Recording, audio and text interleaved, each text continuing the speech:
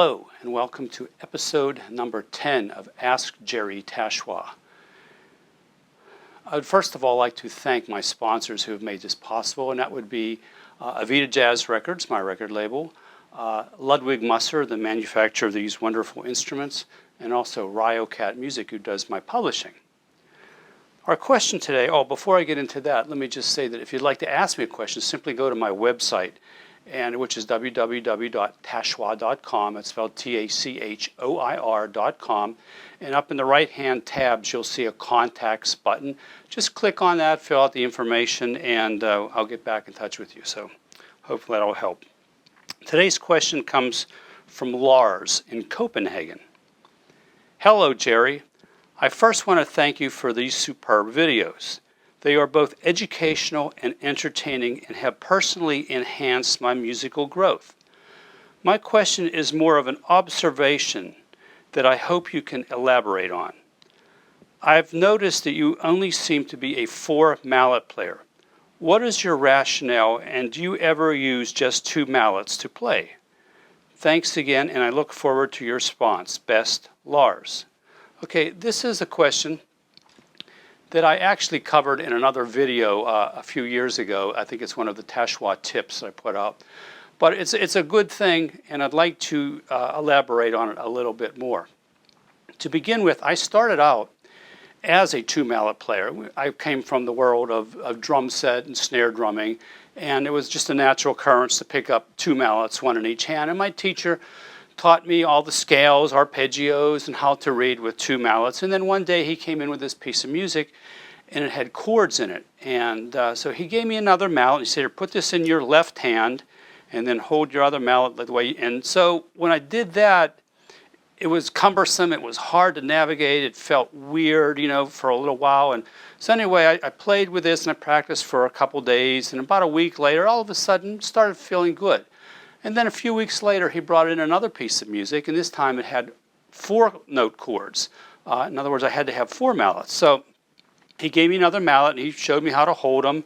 And then again, once again, I'm like starting all over again. Everything is just cumbersome and just didn't feel right, and I had to work at it, and it was heavy, and it just was awkward. And then after a couple weeks, it started to feel like, okay, this makes sense. I'm able to expand the mallets. I'm getting different intervals. I'm able to play chords. And this is how then I realized that as a contemporary mallet player in today's world, you're expected to be a 4 mallet player. Now, in the beginning, I did like a lot of players did. I would play chords with my band, and then when it was my time to solo, I would set down 2 mallets. I would pick up 2, I would do my solo, and then I would stop, and hopefully my mallets would still be there and didn't roll off the instrument. I'd grab those and continue playing chords.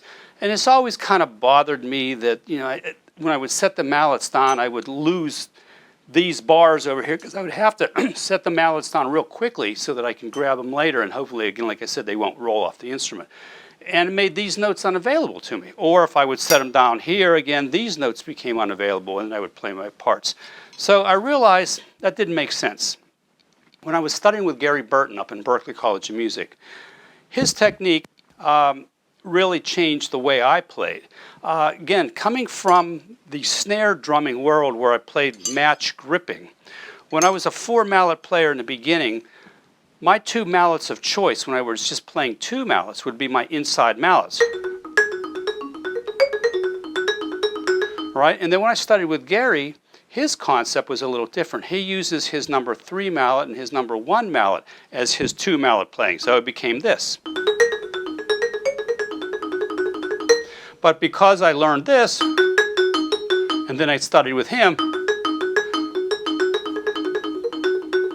I got real good at independence because of my different technique and then applying his. And I asked him, I said, well, why do you use this mallet as opposed to the 2 inside mallets, which make more sense coming from the snare drumming world?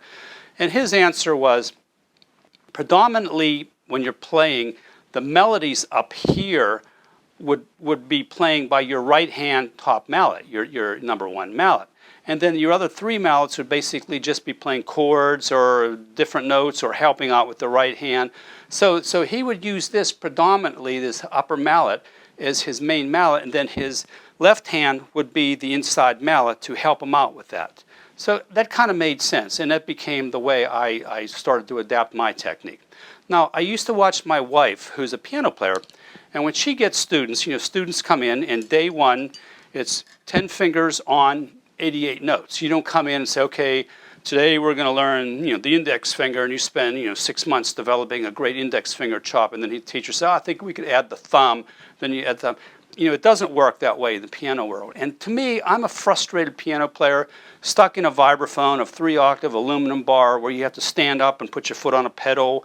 And so I wanted to try to emulate what I'm hearing on the piano. And so this became the way I always hold 4 mallets for everything, for the simple reason that just by standing over the instrument, I have 4 notes immediately available to me at the drop of a mallet. Simple, right? And then up or down half step, I have 4 more notes. So without any kind of motion, I could get to the notes that I need to get to. Now, when I play xylophone, when I played bells in the orchestra, any mallet instrument, I was always a 4 mallet player. And a lot of people looked at me when I was playing like glockenspiel. I would hold those 4 little mallets. And I said, why are you doing that, Jerry? For the simple reason that I could play like these giant arpeggios with no motion.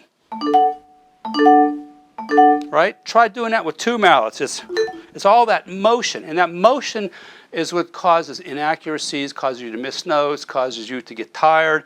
So anyway, I try to find ways to simplify. And 4 mallets gives it to me. So I can play chords. I can play single lines. I could play all kinds of different patterns. I could use all 4 of my mallets.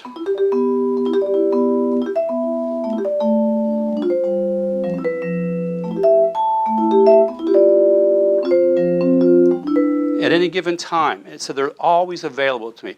So that's my answer. And I stick with 4 mallets. And it's gotten to the point now where, as a 4 mallet player, it feels so comfortable and it feels so well balanced that if I would have to set down 2 mallets for any reason, then it feels strange and awkward to me, and it's just a different way of playing.